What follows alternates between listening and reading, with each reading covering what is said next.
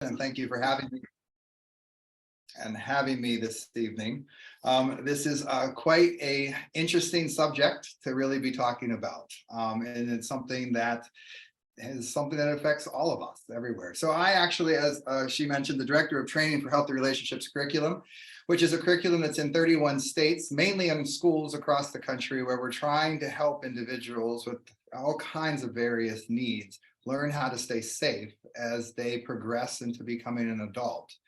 But I am a licensed counselor here in the state of Pennsylvania as well too, and I've worked with extensively at our high school here south of Pittsburgh for years, working with individuals in our programs and our transition years that really need a little extra to be able to help them stay safe as they get older.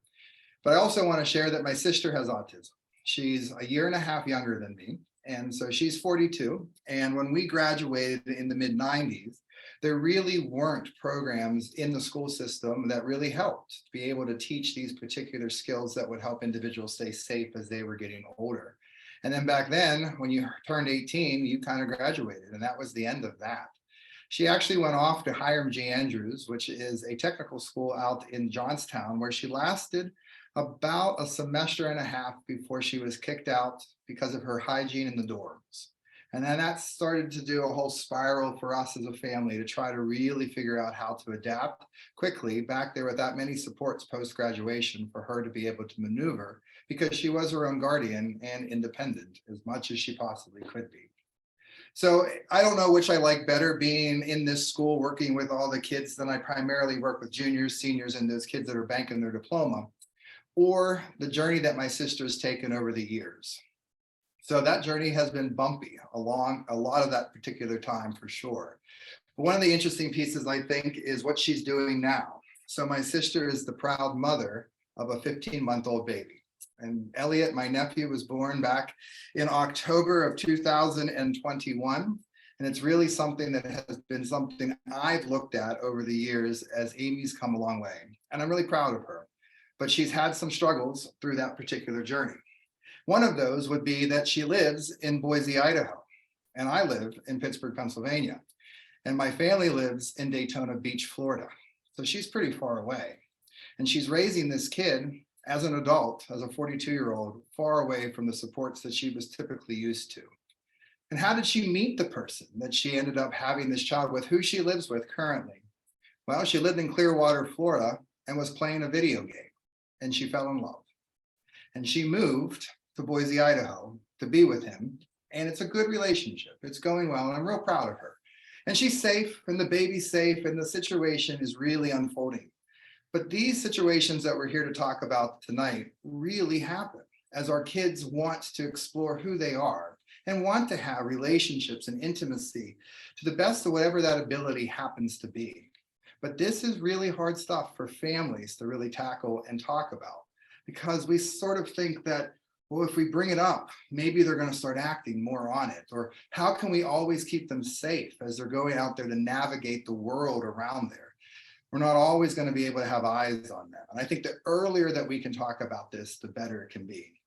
So tonight, the presentation, I hope that we can go through and spark some interesting questions, really talks about helping parents help their children navigate these really tricky situations and how difficult this is.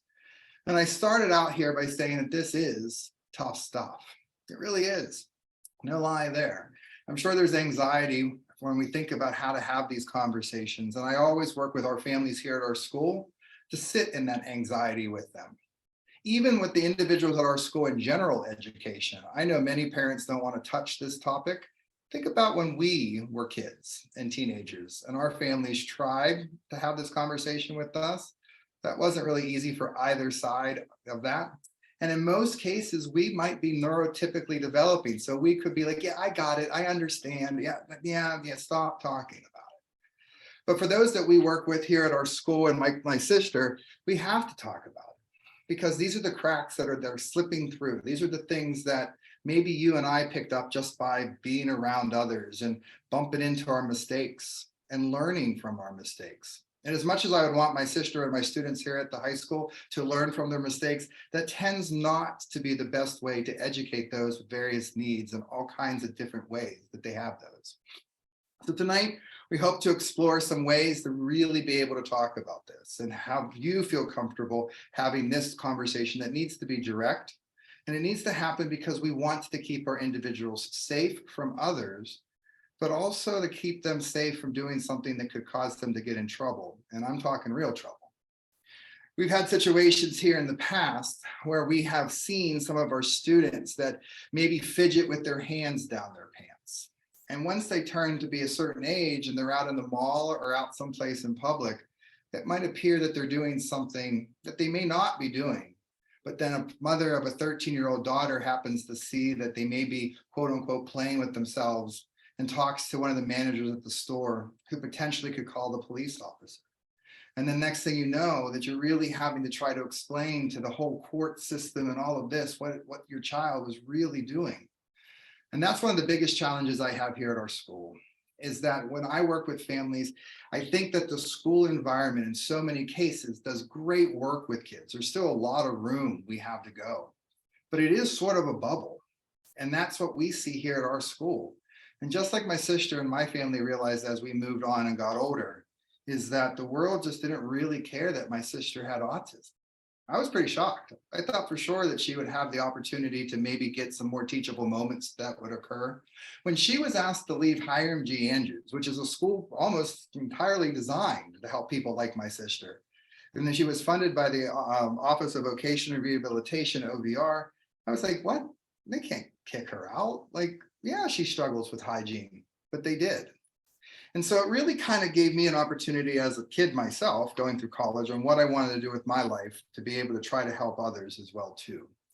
And so I'm sure that tonight will probably make some people uncomfortable, might really raise some concerns that I hope that you have questions about, and that hopefully you'll leave feeling okay or more empowered to have these direct conversations with your kids or your young adults as they're getting older as well too. So like I mentioned, this is tough stuff. And so the next part here I would like us to share is the factors that we should be considering. One of the interesting pieces I always like to say when I train students and teachers and counselors across the country is, for a minute, let's think about how we learned this stuff. Now, I went to health class. I would imagine the majority of us probably did. Health class is offered in every one of our states. Yes, there are differences of what they may be offering in certain schools, but overall, the general themes are always going to be there. I don't remember anything from my health class, and maybe you do, but I certainly don't. And so one of the interesting pieces is that what we see in special education is that either school districts are not tackling these things at all with the kids in special education, and they're waiting for an incident to occur, and then they will be able to respond to help teach that kid a safe alternative to what they did. I don't think that's the best way. I don't think we should be reactive. I think we should be proactive. So most schools are just waiting for that incident to occur so that they can jump in and try to figure out how to work on that. In other schools, we know that the students that are in special education go to the general ed health class. Or even if they go to an adapted phys ed class, we have yet to find a school district that has the resources in the adapted phys ed team to really know how to talk about these topics. Because for instance, most of the health phys ed teachers that go to school for that are really general ed, health and phys ed teachers. There's the difference. They didn't go for special education. So we really have seen a number of the students not be able to pick up these skills, and then they turn to be 27 and 28. And really, how do they maneuver and understand this?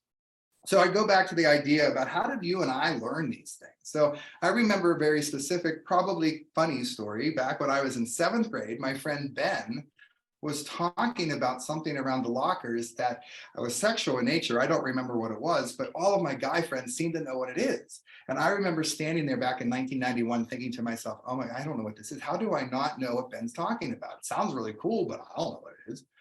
So I thought to myself, okay, I had 2 options in 1991 to go look it up. And so I could have gone to the library and looked it up to try to figure out what Ben was talking about. I probably didn't know how to spell what Ben was talking about. Or I could have gone home and I could have asked my dad. That sounded like a pretty good idea. So I was thinking about that. However, my dad's now retired, but at the time he was the Presbyterian minister in town and Ben went to our church. So I was absolutely not going to go home and ask my dad. So I thought, okay, who in this building do I know that probably knows the answer to this? Oh, Patrick probably does. So I found Patrick and I went up to him and I said, hey, that thing Ben was talking about. He goes, yeah, man, that was pretty cool, isn't it? He goes, yeah. I was like, yeah, that is. Like, Patrick, like, what is it? And Patrick's like, I don't know. So then Patrick and I had to go find somebody to answer that particular question.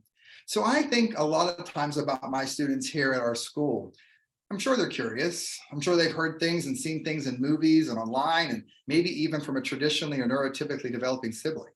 And so maybe they're curious. So where are they going to turn for these questions? Maybe to you. That would be great.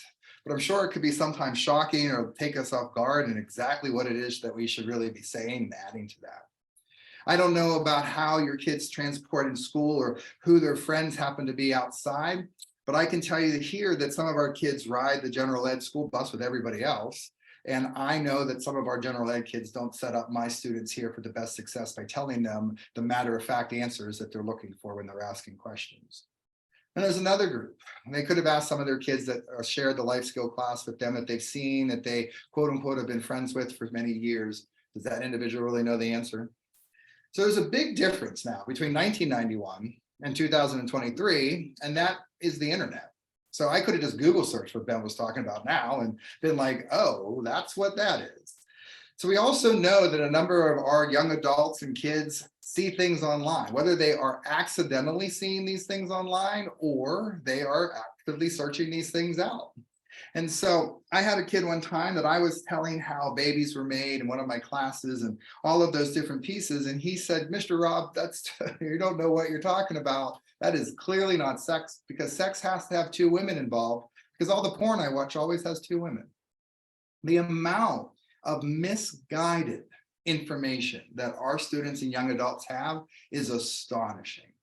And I think one of the things I've learned over my career of working with individuals in our school and across the country is that the vast majority of that misguided information comes from a trusted source, or at least it was a trusted source for the individual that thought it was the truth.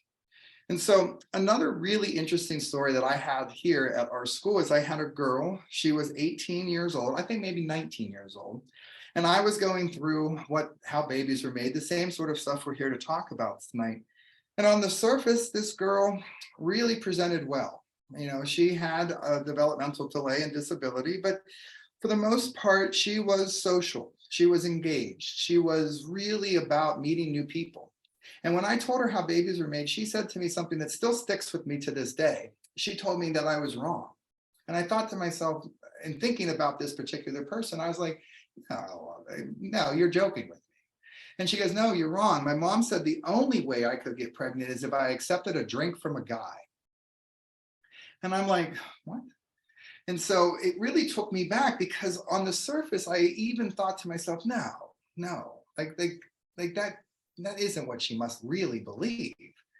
And so this family was a very close family with us here at the school. We worked very well together. So I just called that mom up and I was like, hey, today during class, when we were talking about, your daughter mentioned to me that you had had a conversation with her at some point about the only way she could get pregnant was accepting a drink from a guy.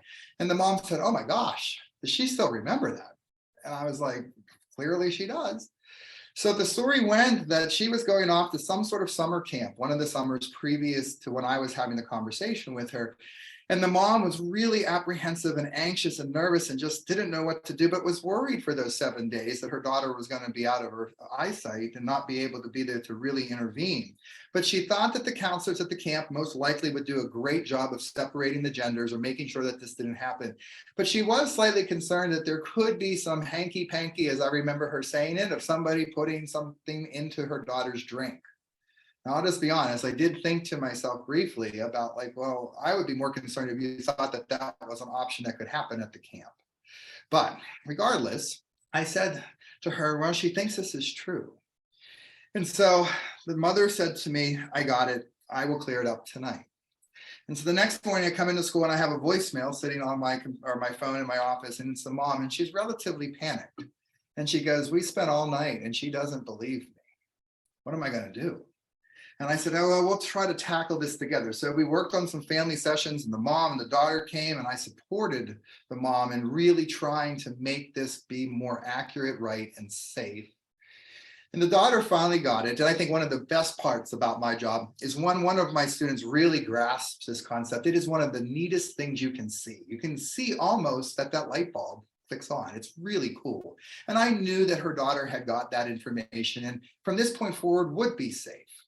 But I remember when that daughter left to go back to class, that mom sat there and she put her hands in her head and she started to cry. And she was like, I really messed up. And I said, I don't think so. As far as I know, and you would know better, Mom, I don't think your daughter has had any experience like this whatsoever yet. And she goes, yeah, I don't think so. And I said, right. But now she knows exactly what it is so that she won't accidentally just do something that you and I would know could lead to a pregnancy. It has nothing to do with accepting a drink from a guy. So I think that what we hope to accomplish tonight and factors to be considered is that it needs to be direct. And that's the best way to handle and talk about these things with our kids' population, our young adults out there. Because not being direct is one of the ways that we can fall into the gaps and the cracks. And that's where a lot of that mistrusted information comes from. So we really recommend that you answer questions that you can answer objectively, factually, and narrowly. That's really one of the key points to this. And one of the areas that I see with my staff and families here is that they try sometimes to over answer the question that was asked. We recommend not doing that. Take it an inch by inch approach, and we'll talk more about that as we go in. One of the things my grandmother used to teach and preach when we were younger was inch by inch, life is a cinch, yard by yard, it's very hard. And I think that that's one of the areas for what I do with the students that we have in the school year here. I don't need to jam everything in one moment. I need to make sure that what I'm putting in that moment is retained and understood before I add another block on, because if I don't do that, it's going to cause that wall to be somewhat unstable. So we had a student here one time that asked me, and I will be honest, I was taken off guard, and you might be as well. In the middle of class, the student put his hand up, which I always respect, and asked me, well, what's a blowjob? Took me back for a minute because, I have helped write and I'm contributing author to this Healthy Relationships, and I've spent many years researching this. I still can be taken back by some of these questions. And so I thought to myself and I answered it. And I answered it very matter of fact and point blank. It's when someone's mouth is on a penis. That's it. It's the only thing I need to say about it. I don't need at this point to necessarily move forward to talk about where it could happen or how it could happen or how long we've known the person or any of that. That is all very important. But the inch by inch approach, I need to address just what I was asked and then work on following up and then reading the person and listening to the person on what other questions they may have. I honestly don't know exactly what this child or this young adult thought this was, but I have a hunch that I believe that he thought it was when somebody blows on the back of your neck. And so imagine here, south of Pittsburgh, it doesn't get too hot in the summer, but we have some pretty humid days. And so imagine that he's really hot and he wants somebody to cool him off. So he asks one of his friends to do that, but using the words that he doesn't know what it means. And so what could happen? I mean, he could lose that friendship. I guess it could happen. I mean, he could get punched too, because somebody would think he was being really out of place. I think the thing that scares me the most is that for the individuals that just don't quite understand what some of these words mean, or they have a different meaning in what they think it is, he could be asked by somebody out there after he turns the age of 18 if he wants one, and it's a hot day, and so he thinks they're going to blow on the back of his neck. And what did he just give by agreeing to it? Consent. And so really, it's one of those areas that we want to really focus on answering questions objectively, factually, and narrowly. Over the years for our research, we have discovered one thing. You do not need to be pressured to answer the question immediately. The question will linger in your child's head or the young adult's head for a little period of time. In most cases, now everyone's going to be different and all individuals are unique, but in most cases, as long as we readdress the question, but we reapproach the young adult by saying the exact same question that they asked. So if we don't feel comfortable and we need to do a little bit more research or try to figure out how we can answer the question objectively, factually, and narrowly, short and sweet, I might say, hey, that's a really great question. I'm going to need to look into it, but I'm going to come back and answer it. And when I come back to answer the question, I want to say, hey, do you remember when you asked me? What is a blowjob? Utilize the exact same phrase that they asked you in, because that will help them remember and retain what you're about to say. We have found that to really work the best. It also gives you an opportunity to consult with your partner or somebody else in your house, a professional like me that might be working with your young adult or the person that you're caring for. It gives you some time to really think about how not to over answer the question. In many cases, we can also tell when we answer the question point blank if the individual was not, if that's not what they thought it was. Because what tends to happen is that they might say something like, oh, or like, we've had many situations here where our kids have closed their eyes and put their hands over their ears because what we've just said is really something we're not allowed to talk about. And I always want to reapproach that by saying, when somebody gets that sort of reaction, I want to say, thanks. I really want to thank you for asking me that question. I want to make sure that my body language comes off that I'm not offended. I'm not upset. It's something that you just said that you did not know what it was, didn't offend me and didn't upset me. So I want to make sure I'm starting to get that bridge to stay open so that they feel comfortable coming back and asking me another question. Now, there is a big caveat here between me and me doing my job here at the school with the individuals that I have year after year, or doing this job with my sister. There's an emotional connection. I love my sister. I really do care about the kids here at the school, but it's not the same as my sister. So keep in mind that in a lot of situations, especially with family members, when you have your child come up and ask you questions, it may be shocking and it may be something that you really need to think about how you want to answer. And it also may be something you never expected to be said. And so I think a lot of times too, it's difficult. And some of the pieces that I shared tonight will make it sound easier than it may be because of the emotional connection that you will have. But I think it's always important to make sure that we thank the question, thank the individual for the question, and keeping that information open as well too. So when we also think about other factors to be considered, it's a lot of times to think about why we want to have these conversations. The reason that we need to have these conversations is because there is so much out there in the media. And I'm talking just everything that would be considered media. So anything from text messages our kids can receive all the way up to something that they're seeing in a movie and anything in between, even the video games or something they may have overheard at school or they overheard from one of their friends. There's so much outside influence that our kids are picking up. And I know over the years that I've been doing this, one of the factors that I think a lot about is that many cases are students that we have here in our special education classes, they really only pick up on certain pieces. It's not like they've heard the whole sentence. It's not like they've painted that whole picture. And so for them, that inch by inch approach is a little bit different than for our inch by inch approach. Theirs is usually with big inches in between that are missing. And so when we do think about why we need to do this, it's because a lot of times our students and our kids can be very vulnerable and they can be taken advantage of easily enough. And that's one of the fears that we have. And I think it's one of the fears that my families have here about why we don't want to talk about this, because if we do, then they're going to know about it. I've been doing this particular job for 13 years. I have never in my life felt like I have actually had a kid take anything that I've said in this and acted on it. If anything, I feel like I have absolutely made some of my students stop and think about what it is that's really going to happen if they go down this route. We had a student here that I knew when I met him when he became a junior that was probably going to potentially become a dad by the time he was 20. He was so eager and interested to go out and find a girl and to have sex with her. And so I remember after one summer, he comes running in from the school bus the first day of school, and he finds me in the hallway and he's like, Mr. Anderson, I need to talk to you right now. And I was like, okay, let's go. And he goes, no, this is one of those private things. We need to go to your office. And I'm like, okay. So we went to my office, and before I even closed the door, he said, well, I had sex this summer. And I'm like, oh, this is going to be one of those long school years, but great. Okay, good. Okay. And so he said, yeah. And so we did it, and we did it in the back. That's not important what they did. But then she stopped talking to me. And he was really sad and glum and bummed and depressed. And I looked at him and I said, oh, man. But you remember we talked about that can happen. And he goes, I know. I just didn't think it could happen to me.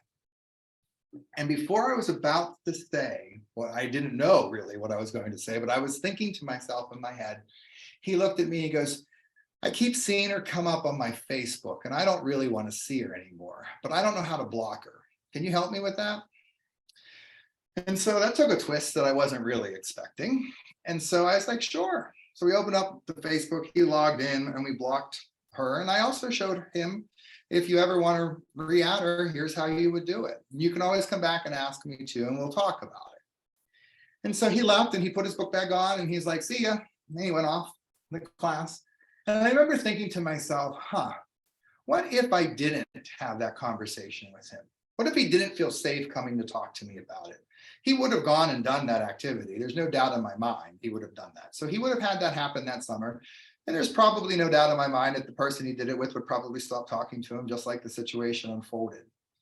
But then if he didn't know any better, if he didn't know that that was a possibility, even if he didn't want it to happen, and we spent many years talking about this prior to him doing it, I remember thinking to myself, what could have happened? He could have got really depressed. He could have got to a point that maybe he needed to go to the hospital. There's those times that we really need to think about what the emotional impact is about rejection that our kids probably suffer so often as well too.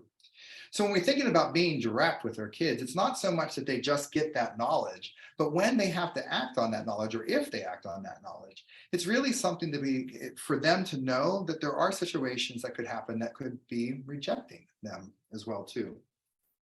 Something that's really interesting that we've noticed over the years of having our students come and go from our school is another factor I like to consider, is that this idea of chronological age of our kids and those that we work with, and the cognitive social developmental age of our individuals.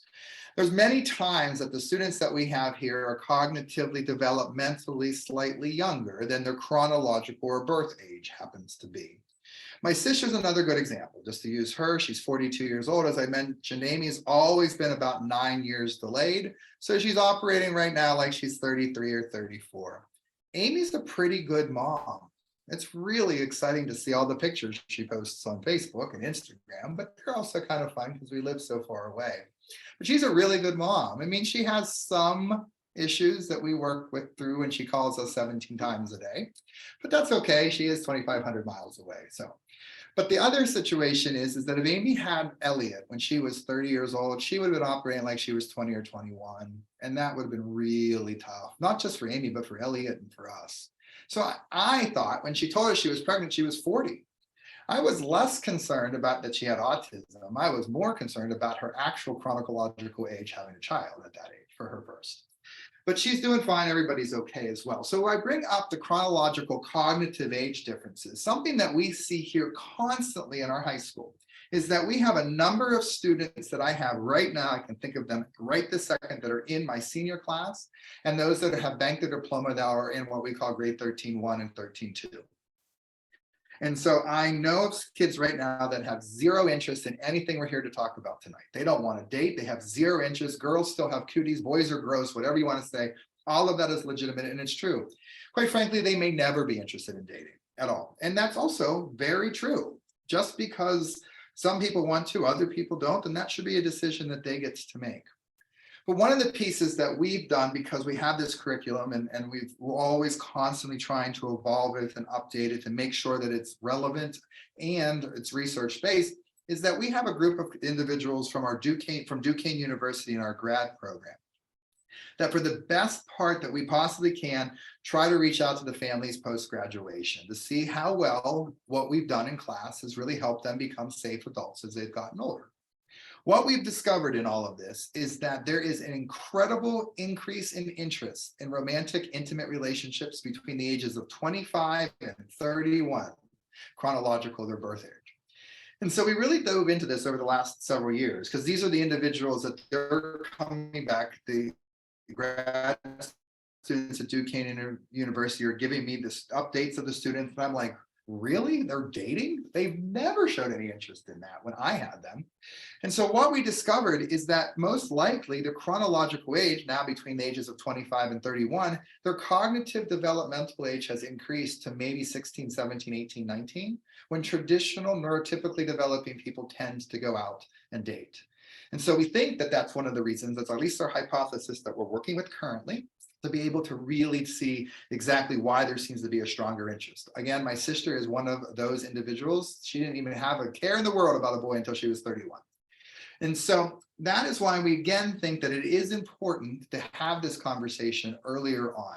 I instruct my staff here, my teachers and my counselors, is just because an individual is presenting right now not being interested in this whatsoever, that we really think that we need to still have at least some level of conversation with them so that they can stay safe if they're ever interested in this as they get older. So that's one of the other pieces to really kind of think about as we're having conversations with our kids and young adults about where they are with their developmental cognitive ability to retain. And that brings me back again to keeping the answer objective, factual, and narrow. It's not that they can't handle more information, but when we over explain something, we get the actual answer gets lost in that shuffle as well too. One of the other interesting things I think about being the factors to be considered when we talk about this is this idea about why we even need to do this in the other place. This is all about safety. We want to keep our individuals safe as they're getting older. And that as they continuously get out there into the world and they work with the community around them, whether they have jobs or that they are just interacting, a lot of times we're going to build on those friendships and other pieces as well. And every one of the reasons we want to do this is about that particular part to keep them safe. Not only from being a victim, but as I alluded to a little bit earlier, we want to make sure that we can keep them safe from potentially being the perpetrator into certain situations. This is probably the hardest one to really wrap our arms around and think about. In many cases, it's really challenging for me even to think of my students or even my sister to go out and do something that could cause her to get in trouble with the law or could cause her to get in harm's way, that she instigated that situation. And I think that's another one of the reasons we want to talk about boundaries here shortly tonight, is because one of the areas that we've seen over the years that has really struggled with some of our individuals that have worked outside of the school is that they don't know that personal space, that boundary. They've gotten too close to some adults that really didn't have their best interest in mind. So talking about boundaries with our individual students and kids is really something that I think is really helpful to be able to have those conversations. And I want to talk more about that as we move through this, about all of these things we're talking about, and the comfortability and the toughness and the safety and the cognitive ability and the directness. Really, how are we going to go about helping individuals? And that's one of those areas that we really want to talk about as we go through the second part of tonight's workshop. Some of the other questions that we get asked here sometimes is, when do we start talking about this particular type of world that we're in? And so when do we really want to begin these conversations? Well, you're going to know your kid better than I will, and you're going to know the young adults that you're working with better than me as well. And so I don't know there's a really great out of the gate time to start working with these individuals, but I will say a couple pieces about it. So I think it's really important to start as early as we can to start teaching some of the actual names of our body parts. That seems a little weird, a little odd, and I know for some of the younger kids might not necessarily seem like something we want to teach at a younger age. But there's kind of a method behind it that I just like to share. I had a student here at our school that she was 18 years old. She was moderate to more severe with her developmental delay. And she was, although chronologically 18, she was cognitively around the age of 7 or 8, if you will. And so we spent the majority of her middle school years working with her so she could go through her menstruation cycle safely. She could recognize when the signs were there. And she got to the point after about 4 years of us working with the family, as well as the staff here at the school, to where she was doing things to be able to help herself independently in that area. That was a big win, not just for her independence, but it made the family feel very secure as well too. So she got over here to the high school, and now it was time to really have the conversation with her about her body parts and the other pieces of who she is as she's developing and going through puberty and potentially could be a mother at some point. And so I went to the mom and I said, okay, we've done really well with her going through her menstruation cycle. And the mom's like, yeah, I'm really thank you guys for helping her out. And I said, yep, absolutely. So I just want you to know that this year we're going to really start talking about body parts and those particular stuff that is a little bit more challenging. And the mom said to me, I don't really think that we need to talk about that. I think we can probably skip over it, or I'll handle it when I get to that part, or maybe when she's a little bit older. I really am struggling that she's finding people that aren't really her friend, or that are taking advantage of her or don't have her best interest in mind. And I agreed with that mom. I said, yeah, I've seen that happen here at the school too. But before we get to that, I just really want to spend some time focusing on her and about what her body parts are in others. And then mom looked at me and she kind of nodded and she's like, okay, I guess you're right. But you can't say like those bad words. We don't use the P word or the V word. We call it a cookie and a hot dog in our house. And I looked at the mom and I said, I recognize your concern, and I really do understand that you're nervous about what we're about to embark. But I'm going to say penis and vagina because that's what it's called. And that mom said, well, then I'm not letting my daughter take your class. And I said, I certainly will respect whatever your wish happens to be, but do you mind if I just share with you why I think it's so important that I share these two words with your daughter? And the mother said, sure, go ahead. So I said, okay, so here at this school, rarely does a day go by where I'm just sitting around waiting for one of the students to come over and ask me to do something. So imagine your daughter comes up to me and she says, hey, John just grabbed my cookie. And I have no idea what that represents to John or to your daughter. I might say to your daughter, oh, I know, we've been trying to keep John's hands to himself. I'm so sorry that he did that. Why don't you go get another cookie from Mrs. Vogelstein, and I promise I will go talk to John as soon as I'm done working on this. And then I'm driving home and I'm like, oh, I totally forgot to talk to John. I'll talk to him tomorrow. So I said to the mom, imagine how different it will look if your daughter came up to me and said, hey, John just grabbed my vagina. Don't you think I'm going to stop everything I'm doing, not only to make sure your daughter's safe, but to make sure everyone else is safe as well too? So for the rest of your daughter's life, you're just going to have to make sure that every professional that she comes in contact with understands what a cookie and a hot dog represent to your daughter. Because we've seen here at our own school that your daughter has gone up to other colleagues of mine that work in this building that don't work with your daughter and don't know her at all. And what they do is they come and they find us, share with us what's been going on, and we handle the situation and make it safe again for your daughter. But imagine then your daughter's 30 years old, and for some reason she's away from you. She's at a respite or a group home or supportive home, somehow not around you for a period of time. And that she thinks that she can trust another client's case manager that's coming into that respite or supportive housing or group home. And she feels like she can trust this person that doesn't know her at all. And your daughter goes up and says, hey, I've been here for a couple of weeks and I want to make friends, but they say if I share my cookie at night, I'll be sure to make friends. But I don't really want to do that. I don't want to share my cookie. And that case manager, not knowing anything, says, hey, sharing is one of those ways you get to meet people and become friends. So why don't you try sharing the cookie tonight and see how it goes? And goes and meets with her client. And I'll never forget that mom was like, oh my gosh, like I never thought of it like that. And I said, I know this is really tough stuff. And so really, how can we grasp this and work at it through a level of safety? So for that particular girl at that particular age, for her cognitive ability, we really just talked about some of the black and white situational words that would keep her safe as she's getting older. Once we were able to get through those words, then we added a little bit more on. And a little bit more on. And I think that you will be able to get to the point that you'll be able to work with your kid and they'll be able to slowly move through the progression of safety. One thing I just want to point out is if you think about how maybe you and I learned these things once again in that general ed health class that we took in high school or middle school or wherever we learned this, if we look back at that, we probably got everything jammed in real quick. It was a semester or quarter, whatever the case is. And they tried to just unload everything on us. The theory behind that in schools across the country is that we'll tell them enough, but they'll figure it out someplace else. And that's where we're struggling, making sure that the kids that we work with in special education aren't falling through the cracks.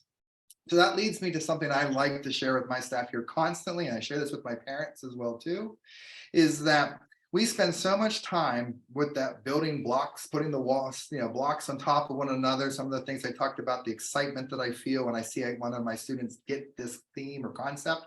So one block on top of another block, and as parents and families, we do that as well too, and we're excited. And then some incident happens, and what theoretically or hypothetically happens is that whole wall comes crashing down. And we're like, oh, and we feel like we have to start all over again. When we think about any wall, any brick structure, cinder blocks, whatever you want to kind of visualize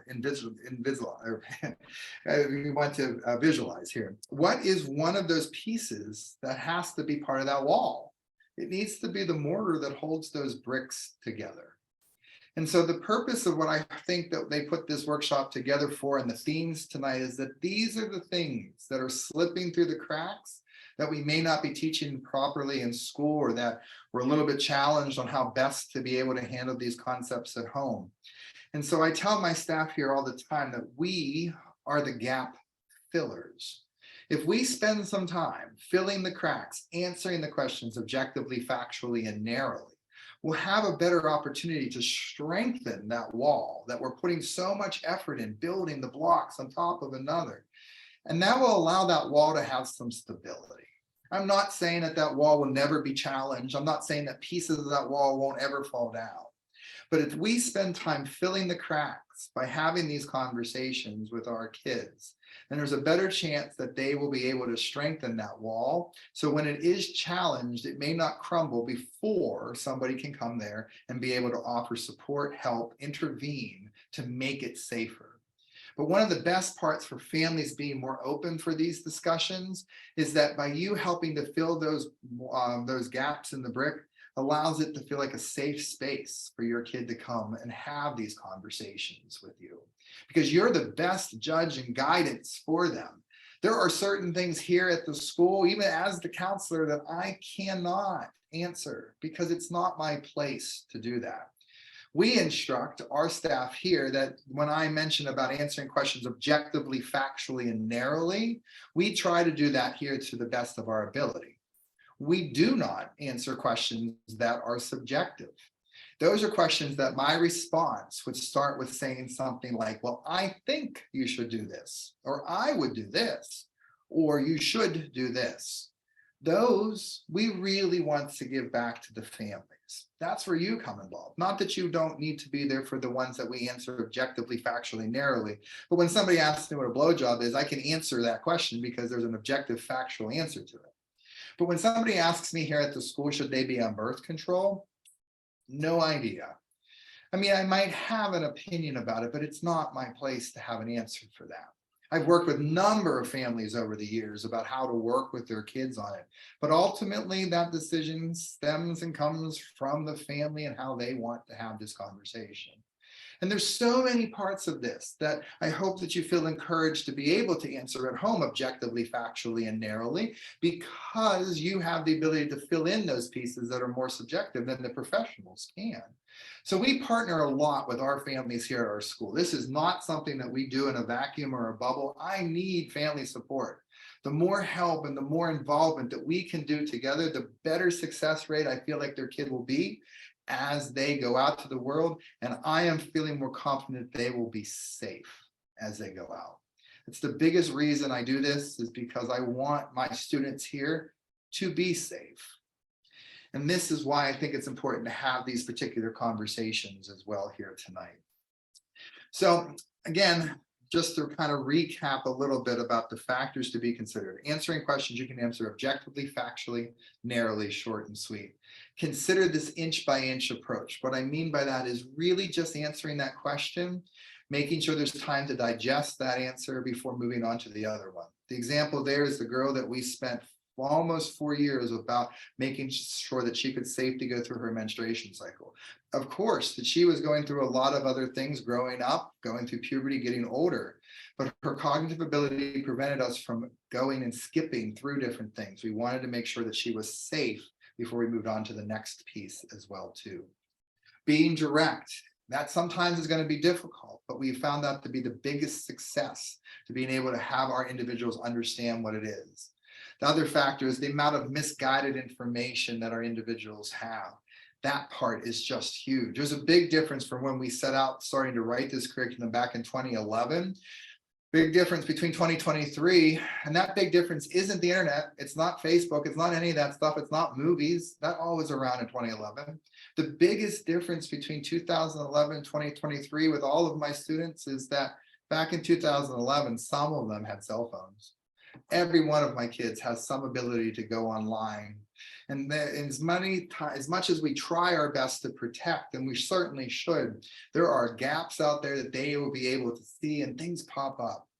So how can we make sure that we're keeping our kids safe from utilizing the technology that we have as well too? So those are some of the reasons behind why I think it's important to talk about sex and navigating relationships and really learning about the boundaries. I mean, this part has been hopefully one of those areas that made us kind of think, maybe made us squirm a little bit, certainly does for me sometimes, but made some of these more tougher conversations feel a little bit more in need, that we really want to have this conversation. So I'd like to kind of pivot a little bit to talk a bit about how can we teach these things to our individuals that are meaningful, utilizing evidence-based practices that we truly know work with our kids with various needs and disabilities to really absorb and retain this information.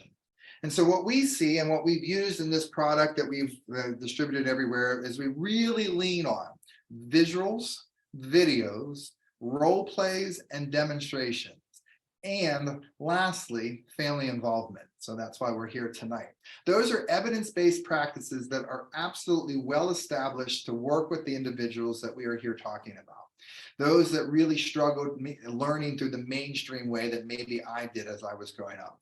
Visuals, videos, role plays, and demonstrations. So you may think to yourself, oh my gosh, we spent the first part of this entire workshop talking about sex and all of these different things, and you want me to use visuals, videos, role plays, and demonstrations?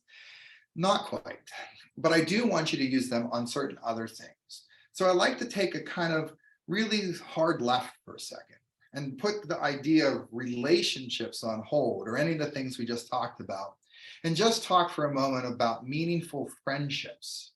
Because we need to really learn how to help our individuals do that before we can even talk about something that's more intimate. So often I see students here at our school talk about everybody's their friend, or that the people that they spend time with the most have to be their friend. In so many cases, I know that our students here think that the quantity of time that you spend with somebody makes them your friend versus the quality of that interaction. Now, indeed, that we spend more time with our friends, but just because we're around that same person every day does not mean that we need to be friends with them. Certainly can help, but it doesn't mean that we will. Keep in mind something else that I think professionals do all too often, and we really, really try not to do it here. All too often, professionals like myself or my support staff here may have a classroom or a group of individuals, and they need them to move from one location in the school to another location in the school. And so what do I have support staff sometimes say? Come on, friends, let's go to the next place.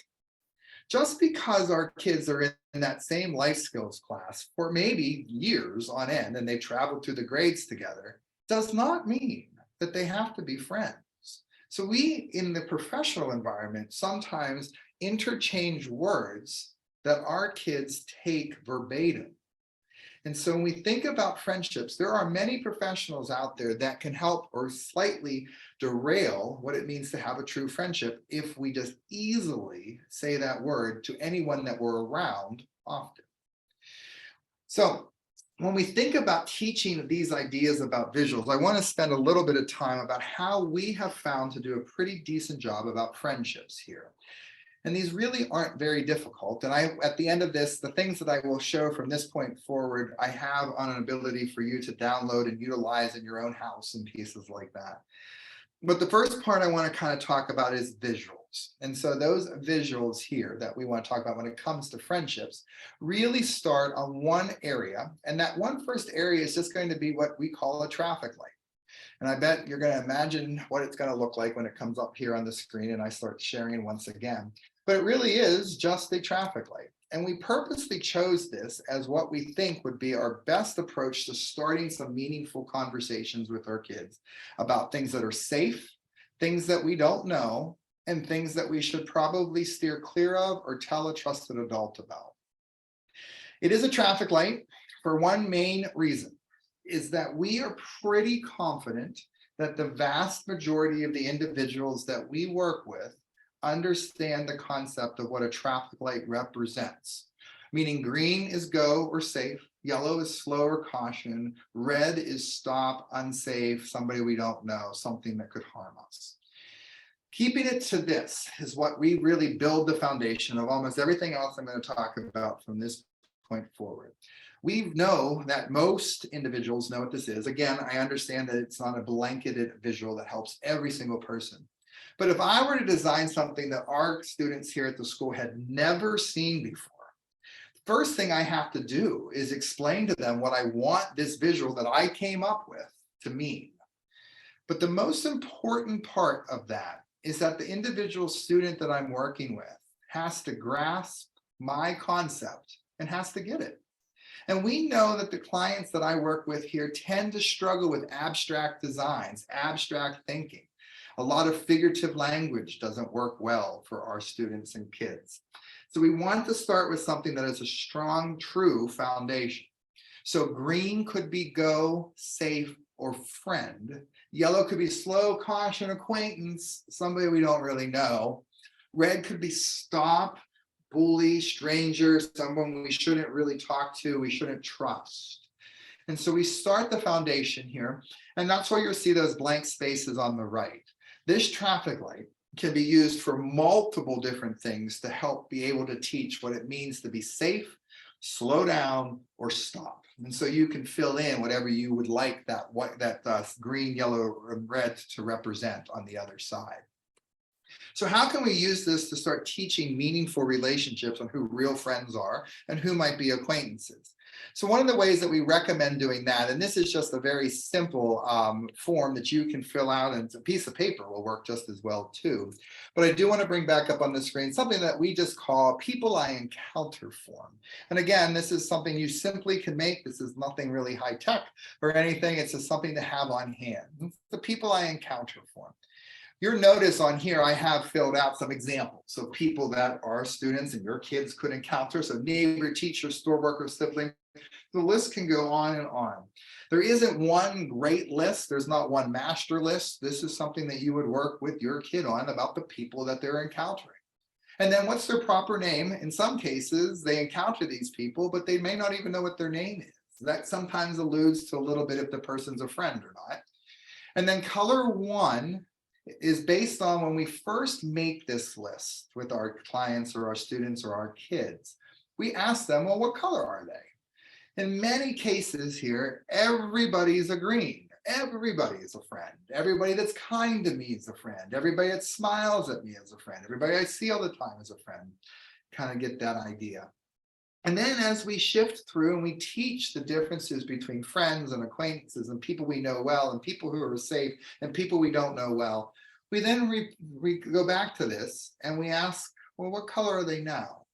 And in many cases, we see some of the colors change over the time. And so what we would suggest, and this is where the easier one comes up, and I'll share my screen and one that you could make at home, is this thing here, and it's more of a blank form. So let me just share my screen one more time with the new one. And so what you'll see here is it's a simple blank form. We really strongly encourage you to think about all the people that your child would encounter, and you can help them fill this out. In many cases here at the school, our kids are unable to actually write or fill this out. We're filling it out with them. We listen to the relationships that they may have, and we put it on the form. We strongly encourage you to keep this form constantly activated and utilizing. It's a work in progress form. We should review it more often. One of the areas that we've seen over time here at our school is that one of the other areas that's a challenge and factors to be considered with our kids is that they don't generalize concepts maybe as easily as you and I do. What I mean by that is that I could have a situation where I'm working with one of my students and I have Annie, and Annie's a friend to this one student. And so no, Annie's really an acquaintance. And I spend a good significant period of time working with Annie, or working and teaching how Annie is an acquaintance. And my student gets it. They're like, okay, oh, yep, I understand. Annie's just an acquaintance. Yep, got it. Good. And that could take a little while of time, but then next day, then the kid comes back and says to me, oh, Jake's my best friend. Well, actually, Jake has all the same characteristics as Annie, but because they're not great at generalizing these concepts, I have to then spend time about how no, Jake is also an acquaintance, and that might take the same amount of time it took me to work with Annie. One of the pieces that we've seen by having more examples, more situations filled out on this form, more relationships, more people that our students and kids have encountered, we have seen over the years of working on this in a repetitive but consistent manner that some of our kids have actually been able to start generalizing these skills more, which is outstanding. And that moves again towards their safety.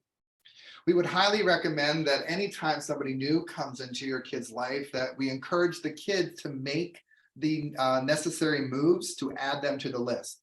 Why is that important? Well, there's actually an indirect reason that we find that to be important.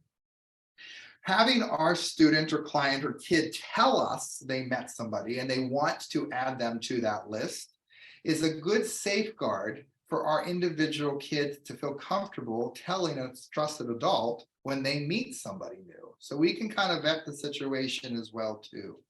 That is a lot of times why we really strongly encourage that the people that go on this sheet are not just in-person friendships. We really encourage our students to tell us about online friendships and relationships they've met as well too, whether they be real or not. That's what we can work on. But again, getting them to feel comfortable telling someone about who they're meeting, because in that case, it will help you be able to really see the individuals and if they have the best interest in mind for our individual students and your kids as well too. We have seen this list grow over the years. Here we start using this in middle school. Some of my kids here in the high school have had the same list that's stapled together because we've added new people and it's filled up over the years. But we put it together and they keep adding to it and adding to it. And it's a pretty cool thing to see. And then we can work off of this over the years as well too. So this is the green, the yellow, and the red that comes to you from the traffic light that again, we really feel is a great starting point to be able to have these conversations. But we want to make sure that we point out that the traffic light has some major limitations. Well, one of those, and probably the most glaring one, is that the world doesn't quite go from yellow to green and green to yellow or yellow. I mean, in a lot of cases, it can go from yellow to red very quickly. But there's a long time sometimes it takes to form a true friendship. So how can we demonstrate that with the individuals we're working with? Well, that's where, not that one, but that's where our relationship range comes into mind. So let me happen to show that here quickly, just so you can see what I'm talking about there. And the relationship range poster here, or the visual that you have, is taking that traffic light that you see there on the left-hand side that we've already spoken about and talked as building our foundation, and broadening it out with those hash marks that are going to be found on the right-hand side. And that allows us to then talk about the differences between yellow and green and red and those different parts that we have here. Trying to make it a little smaller, so bear with me here as it's not doing what I want. There we go. So we have these colors on the side, again, keeping true to the same colors. So now we can talk about the fluidity, the ebb and flow of how relationships form, and where sometimes they go up to more of the red or they go down to more of somebody that we can trust. This has been one of the best tools that we have used for our kids to understand on a visual scale here at our school. It's been outstanding for us because, again, it's difficult because everything a lot of times is so concrete with some of the individuals that we work with. So how can we teach the gray of life, but through the lens for them to understand this in a more meaningful way? And this has really helped us. So now going back to my example here, and this is purely an example. This is just something to show how maybe we would teach the meeting of a new friendship or meeting of somebody new and how to safely make them a friend. What you'll see here is up at the top is when we first meet somebody. We don't know when we first meet somebody if they're going to be good or bad for us. It takes us some time. That's all of us. I mean, this grid that I'm about to show, this visual, it's something that we all live through, we all go through. We just have learned how to do it in more meaningful ways through filling in the gaps ourselves. We want to make sure that we're working on a way here for the individuals to be able to see this on a scale. So first we meet somebody, it's up there at the very top, or not, I'm sorry, it's not at the very top, because we want to keep those top spots for people who are really bad, people that have hurt us or could hurt us, people that we should not trust. But we first meet somebody. Then we talk to this new person for a few times, so you're going to notice that they've moved down a little bit, which is great. Then we talk to them for a month. So I do have some timestamps in here because I have a number of my students tell me that they just met somebody and they're best friends with them. So I want to make sure that I'm putting some timestamps in here because again, it takes a little bit of time to really know somebody's true intentions.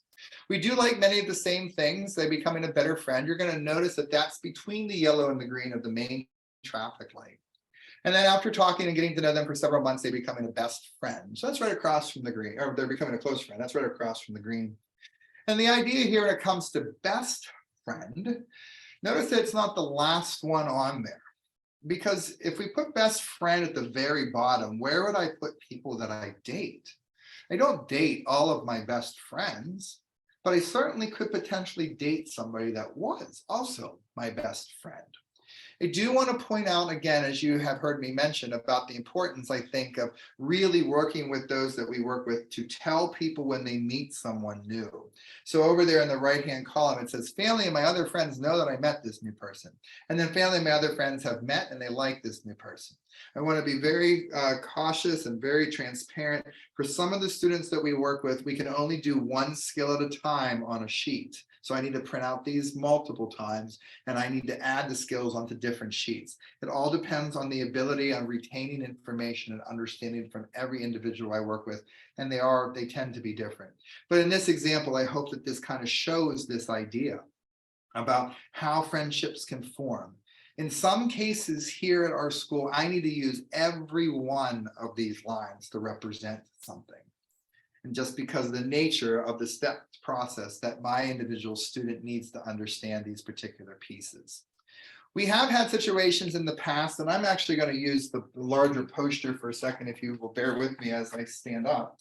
And the larger poster here just helps me visualize it a little bit more. It's the same thing that you've seen on the screen. We have had a number of situations that I've had students that want to have a more romantic or intimate relationship with somebody here at our school that is not interested. They want to just be friends. We can use this poster to be able to teach that particular avenue or that lesson to those students that are interested in a relationship with somebody that the other individual has said no. So this is one of those boundary situations, if you will. So how we do that, and just having this whole thing as a visual, what I might do is if a friendship is down here someplace, I might label this as a friendship. And then I might label that Ashley is your friend, and that's what Ashley wants to be. And then I will draw a very dark red line underneath where Ashley is as a friend. So somewhere between whatever green line that you represent a friendship by. And I will put a big line there and I will say no. And then I will write down here date or dating. And this has helped us be able to show Ashley's fine being friends, but not interested in dating you. And that is difficult. I mean, they have to understand that's a form of rejection. I'm sure we all have gone through that in our own lives, and it's really challenging and difficult. And then add in the same emotions and feelings are there for anyone that feels rejected, especially if they like someone. So this has really helped us be able to make a significant draw of a line to visually show where dating is and where Ashley has agreed to stay. And as a friend, and if you want to stay friends with Ashley, we can't ask Ashley to be down here because she said no. That has really helped us with teaching some of the boundaries. And you can choose to wherever you want to put that line on here as well. So if you have people that just need to be acquaintances, you can make that up here further. You may need to do this multiple times and every one of these be a separate person as well too. That will help over time teach that generalization skill. Something else that we have done with this is teaching online friendships. I don't know if that's something that you're struggling with, but being able to help individuals understand who is real and who is not real online. Because chances are, I mean, there are bots out there everywhere, I get that for sure, but most of the time, the individuals that are going to take advantage of our individual kids and students is really somebody on the other end of the computer that's not a bot. And that's where I think that professionals like myself sometimes mess up. When we hear that our student is involved or engaged or talking to somebody online, and that person does not have the best interest in mind for them whatsoever, a lot of times I've heard staff say that person isn't real, or that person on the other end of the computer is not real. That is where we lose some credibility, because honestly, the person is probably real on the other end of that computer. It's just not who our student or kid believes that person is. They're being catfished, they're being something's happening that's not the truth isn't being told. So what we've done here is we've always started up here at the very top, and I've asked questions like, well, what's their first name, their last name, their hair color, their eye color, their birthday, traditional things that you tend to know just by seeing an online profile.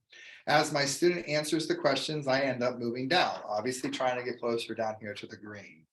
And then I may say something to the effect of, okay, well, what street do they live on?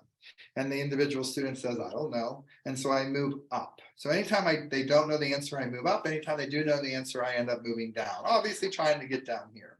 Basically, what a lot of the situations occurs when the person is online and is not being truthful, is trying to take advantage of our individual kid or student, is setting them up for something that could harm them or end up giving out too much information. This is a good way to be able to show that that person has not become a friend yet. Do want to point out that in the vast majority of times when people have met somebody online, we tend to stay up in this general area. It does not tend to always turn out to be somebody that has the best interest, especially when it's somebody we've just met online. So if we do this activity too often and we don't get down here, so the student or your kid doesn't think that they win this game, if you will, they're going to lose interest in this. So one of the recommendations is, although you should use this for the example I just did, I would also actively use this for individuals that you know your kid is friends with and true and real friends with, because then they will get down here and you can make a big positive proactive impact. Like, hey, look, Dylan's your friend. That's right, Dylan's your friend. Look, we got down here. And they will eventually start to think about the questions that they know when it comes to that. Now, I will share over the years of doing this here at the school, when I ask the questions like, what street do they live on? Eventually that student gets to know that that's a question that I'm about to ask. And so we'll ask that question when first meeting somebody online. The problem with that is that I know that that person on the other end is this line, but I have to move that question down closer to the green. So I do need to think a little bit more sometimes on my feet about some other questions that we should know the answers of for our particular kids, or for when we're meeting somebody online. So that's a lot of the visual aspect of it as well for the friendships. I want to stay here true for visuals for one more second, but again, take a turn back to teaching the sex part and understanding their bodies part a little bit, but a visual aspect of that. There is this book called It's Perfectly Normal. Now, I have nothing to do with this, but Robbie Harris is one of the authors on this and knows that we recommend this to schools across the country to help facilitate or add as a resource for what's in our particular curriculum. This is a really good book. I recommend it to our families here a lot because of the illustrations that are in here. It really helps show different cultures and diversities and different pieces. It really helps me work with our students in explaining things like, what is the difference between a circumcision and an uncircumcision? What is those particular pieces? And it also helps me be able to show different cultures and ages. This is really good. This could help you be able to read it yourself and be able to answer some of those questions in a more concrete, objective, factual, narrow sort of way. At the end of this, when I give you the link to go to our website, this will also be available to purchase. It's not very much, it's like $10, but it is a really good resource to have on hand to be able to kind of work with. Another resource that you may find helpful and you may not, so I want to be honest about it, but it gives you something to kind of think of, and this is free. It's at this site that we use sometimes here at our school, but we also recommend it often to families as well. And it's called amaze.org. So no affiliation with us whatsoever, but it is a free site, and hopefully it comes up here briefly. These are cartoon based, but they do tackle a lot of the questions that we have. I will share that there are certain things on here that here at my school I would not talk about with my students because of the need for these are more subjective and these are things that families need to address. There might be things on here that you have no interest in ever covering with your particular kid as well. But I bet there will be some things in here, if you look through it a little bit, that could help you in this conversation. The cartoons are good in the sense that they're not real people in that sense. And I usually tend to lean, anytime we do videos here in our school, to lean towards more real and less towards cartoons. But in this particular case, I would recommend that, to be more cartoons. It just gives you something to be able to work from. It also could just be a resource strictly designed for you, because you could watch the video and see how best to address it to a kid. And what I mean by this is that this is recommended for most individuals that are in late elementary and middle school. I have found this to be fantastic for my kids in special education that are in their senior year and their transition year where they've banked their diploma. Again, that cognitive chronological age difference there. So it's amaze.org. It is something that is very helpful. And again, you may not find it helpful, but it is something, another one of those resources that is out there for you to kind of dive into as well. When we think about different pieces too, I really want to talk about how we can use videos to really try to drive home some of those particular areas that we might find to be challenging with our kids as they're going out there and meeting other people. So the video here that I want to show is a video of somebody playing a video game and what could happen as they start to play this video game. So let me key the video up and then I will share it here with you briefly as well.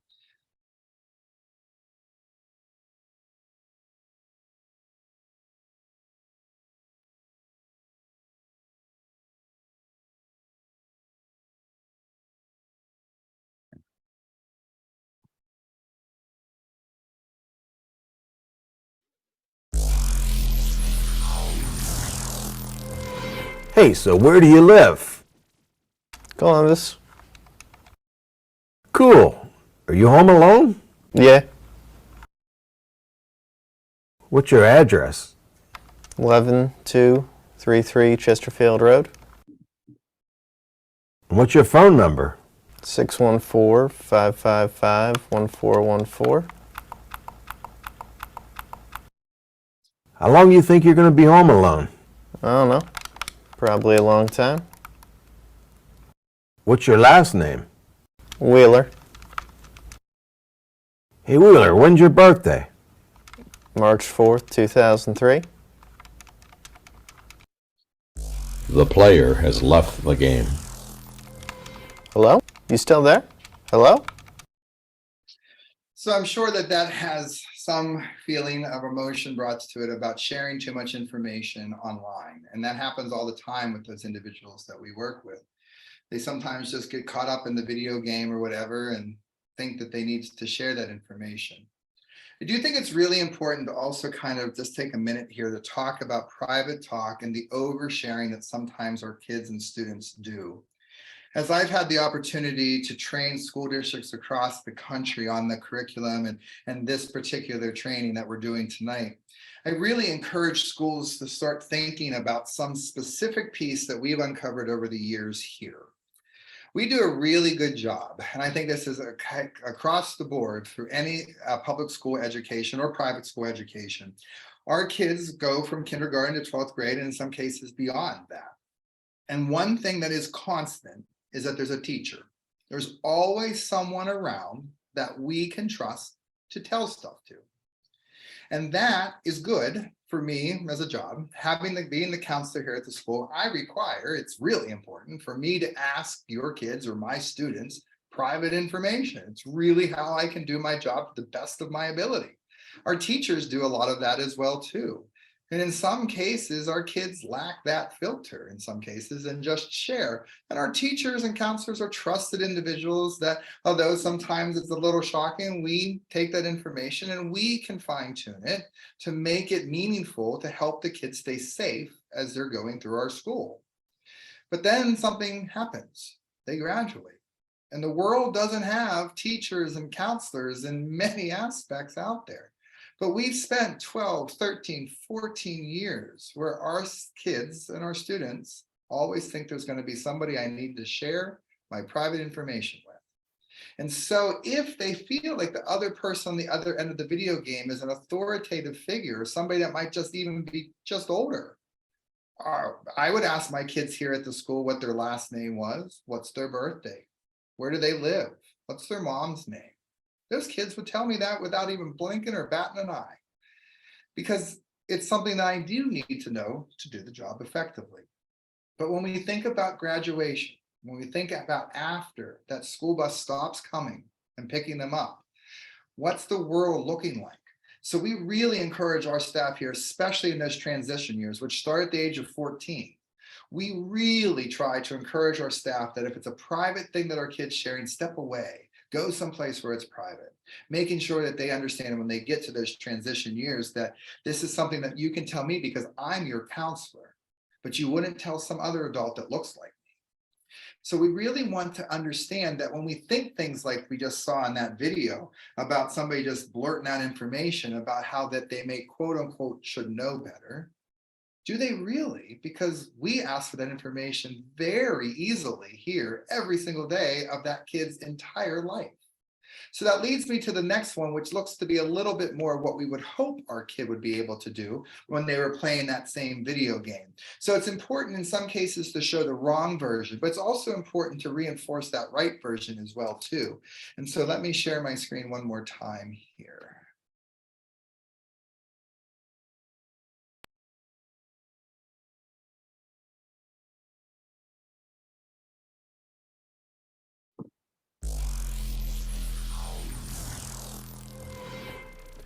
Hey, so where do you live?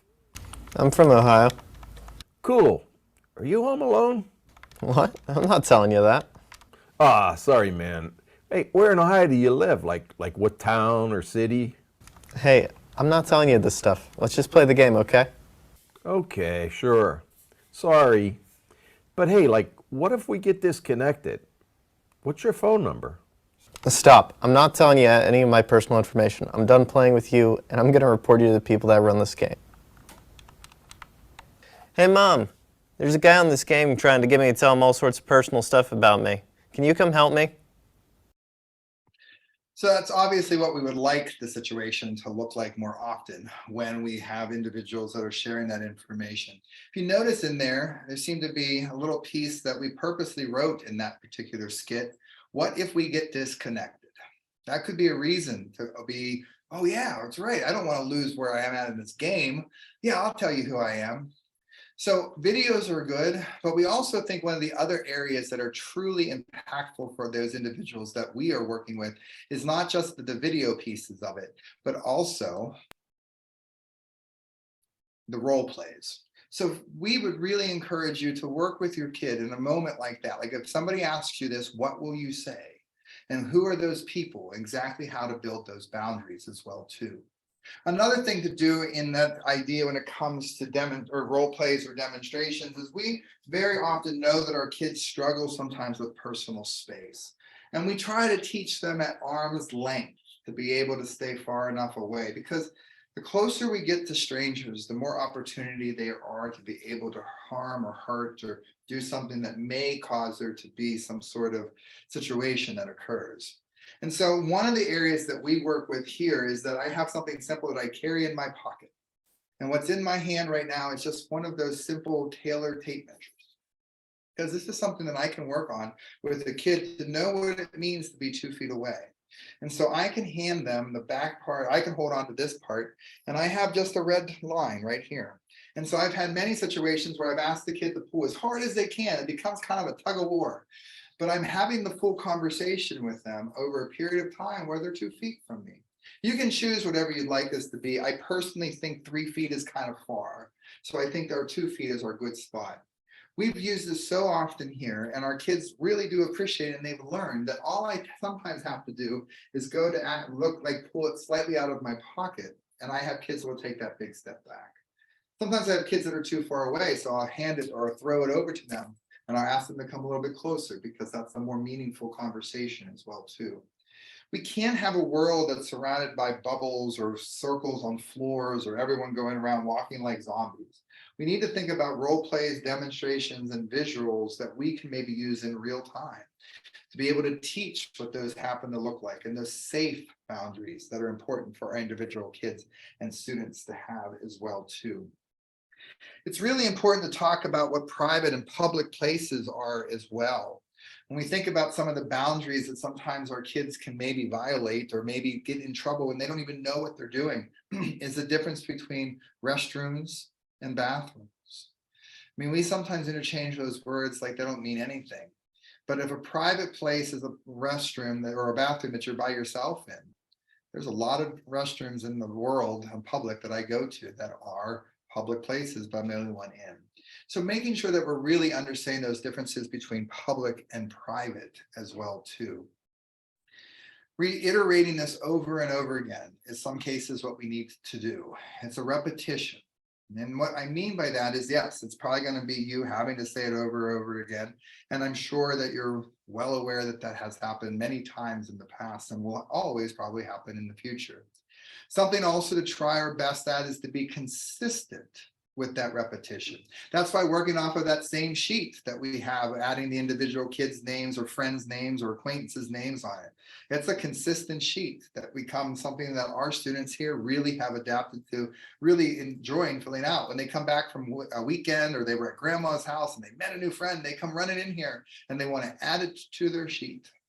And so we have an opportunity to talk about different relationships and how friendships are made and how more intimate partners are made as well too. When we think about the boundaries that our kids have, this is a really big challenge. One of the areas that we really try to talk a lot about with our families here is in the hygiene as well, which doesn't really seem like it would apply in tonight's workshop, but I think it does. For our individuals that can properly take care of themselves with some skill building and can keep themselves clean by taking a shower or doing other things like that, if they're physically able to do that with some skill training and some ability to go on an inch by inch approach. Something that we really encourage families to think about is that if my student or if my kid is the one bathing themselves using their own hands, and I'm not doing that. So I'm not putting my hands on my kid to do it, even though I can, and I should as a family member and being somebody who loves and is a nurturing parent. One of the pieces that we really try to encourage is that we don't want our kids to feel like they have more hands than are necessary on them as they get older. So that's why we really try to encourage individuals to really take care of themselves the best they possibly can hygienically. So as they get older, that they are more responsible for themselves in that way. So that would leave out the possibility of any harm happening to them by some sort of trusted caregiver later on in life as well too. So one of those other pieces about boundaries and really teaching what those boundaries are and who is a friend and who can we hug and who can't we hug. We shouldn't be hugging acquaintances because they're really not our friends. And so even in that case, we shouldn't be hugging some of our friends, and people have the right not to want to be hugged ever. And we should allow our kids to also be able to say that. They should have that consent, that ability to give permission if they want to hug, even from somebody that is a real trusted individual. We should give them the space to be able to do that. There's a lot out there that is going to be challenging and perplexing and difficult to really dive in. And the whole online world is also one of those scarier places when we think about meeting people. But I also think about my sister, as I alluded to at the top of this, is that my sister met this guy playing this video game. And she ended up moving to Boise, where she ended up moving in with him, where she ended up getting pregnant. Now she's a mom. And I've always thought about that video game and that place where she met people all across the world, and she still plays. And when we think about a lot of our kids that have any digital or virtual footprint, whether that being that they're trying to find somebody to date or they're just trying to find friends, whatever the case may be, I really talk to my staff here about the limitations that our kids have. And of course, I could talk about limitations all night long. I really relate to their developmental delay or intellectual disability, but that's actually not the limitation I want to refer to here. The limitation that I'm referring to here is I see students in our high school that never get a phone call. No one ever invites them anywhere.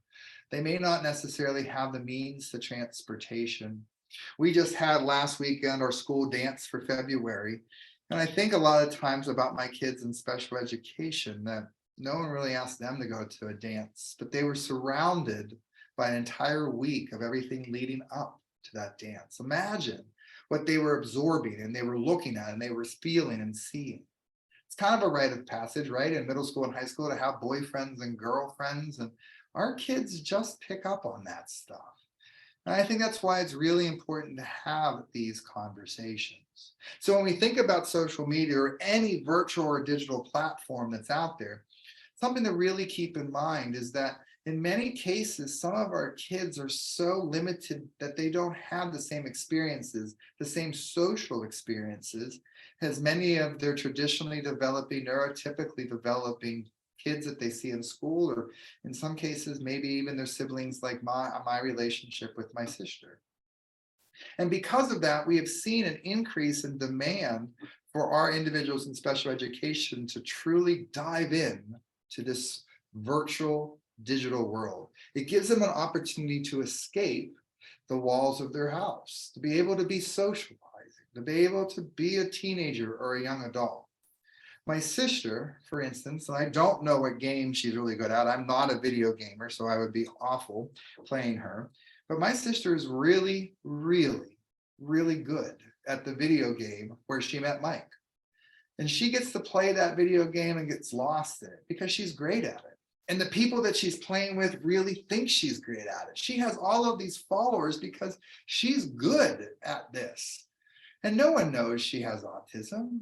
No one knows that she has limitations like I just mentioned. She has friends. You talk to Amy, and these are friends. And quite frankly, I think they really are her friends. One lives in Australia, another one lives in San Diego, some live back here. And I think to myself, when we talk about the virtual and digital platforms that our kids may be engaging in, setting boundaries on those may not be the turning it off or getting rid of it or not allowing them access, because in some cases, that's a world for them that may look different than how you and I like to socialize and how you and I make friends. But if we take a minute and think about that particular piece and about how can we work with our individuals to stay safe in those platforms, I think would be really meaningful and helpful for so many of our kids to have that ability to be able to tap into those particular pieces. So we've given a few ideas about how to do that in what we call our social media safety guidelines. And quite frankly, this is one of those pieces that I would share that anything that's a digital or virtual platform you can utilize off of this. Just this idea of certain things to maybe go over. And in an inch by inch approach that I had mentioned earlier, potentially just going through these one at a time and grasping or having the individual student or child grasp the concept about what it means not to click on a link you're not familiar with. That might take a while to understand because links throughout our emails all look different. It's not that they're going to see the same thing over and over again. Spend time on the line about be selective about who you choose as a friend. I would take that one and talk about what it means to have a friendship, utilizing the relationship range poster to be able to have those meaningful conversations. In order to have safe relationships that could turn intimate, we first have to really focus on how to have safe friendships and what those differences happen to look like. So we do spend a significant amount of time in this area before we dive into those more intimate pieces as well too. Another piece I think is really important to kind of grasp and understand is that I share with families here a lot that are a little bit apprehensive about us talking about this with their kids. A lot of times we may hear things like they're not interested in it. And again, that can be very, very true. And they may never be interested in it. And I certainly want to support that. But I have heard families come to me and say, yeah, my kid's not interested in it. But here at the school, we overhear conversations. They actually come to us sometimes and ask really detailed questions that are showing me that they are interested in more romantic, intimate, or dating relationships. Something that we've discovered by working with our families to kind of understand why this is a little bit is that what I've learned over the years, and it didn't take me very long to catch on to this, that the kids I work with here at the school are really bright kids in their own way, and each of them in their own unique way. And so what I think they may have learned is that some of these topics, maybe they don't just share at home. That's sometimes a challenge for families because, again, our kids sometimes really lack filters in certain situations, but not in all situations. And so even though you may think to yourself that maybe he's not interested yet, ask somebody that is a professional that your child is working with. Hey, have you seen or heard anything about that maybe they're interested in dating? Because you might be able to open up the conversation with that trusted professional or someone else in your child's life to be that person might be like, actually yesterday they came here and they were asking about how their sister keeps going on dates with this guy. And he wanted to know more about what that all was about. So yeah, I guess I think that it is really true that they might be interested in it. And that's helped me walk side by side a family about sharing some things that I might see and know and give a reason why this could be there to be able to help. We really focus, again, and I can't stress it enough, on safety. Safety is the mechanism that really is the driving force about what we're doing. So we ask the question of every one of our kids, what out of this lesson, so if I want to talk about body parts, or I want to talk about how a baby is made, or I want to talk about how menstruation cycle is, what out of that does this individual student right now need to stay safe? Because that's also going to change based on a number of factors, based on their chronological age. So what we're teaching at the middle school is clearly different than what I'm teaching over here at the high school. But at the same time, that's going to also increase over time. So we're going to start, like I had mentioned, about puberty. When the kids go through it, I just want them to know that they're safe. I want them to know that what's going on with their body and the fact that they're growing hair, their voice is changing, or they got smelly pits. I just want them to know that it's okay. We all go through it. You're safe. I don't need to go through all the detail possibly at that age about everything that's going to happen the next couple of years. It's an inch by inch approach. I'll tackle those as I ask myself again, as that individual gets a little older, okay, out of that exact same lesson, now what do they need to have and be safe? Maybe it's time I add on another layer, another brick, because I spent enough time putting the mortar down. So now it's time for me to put another brick on top of this wall that I'm trying to build, so that when I'm not around, that they'll be able to stay safe as they're getting older. I think it's really important to also speak specifically about what secrets are and what secrets are not, and be very direct in a demonstration and role play sort of way. If someone tells you that if they touch your penis and that's a secret, you tell me that is not a secret. Those sort of things are really important to be able to be very direct about, because so many times we have seen our individuals be taken advantage of because of the fact of the secrets. Because a lot of times people that are going to take advantage of our kids really know how to do it, and it's sad. So making sure that we're spending time on those particular lessons as well, on what a secret is and what a secret is not. And again, trying to be as direct as possible through those particular pieces. I want to make sure that I have time to open it up for questions and other pieces, to hear any feedback that you might have on this tonight, or if there's any area that, Tori, that you hope that I would spend a little bit more time on. I just want to make sure that I have that opportunity.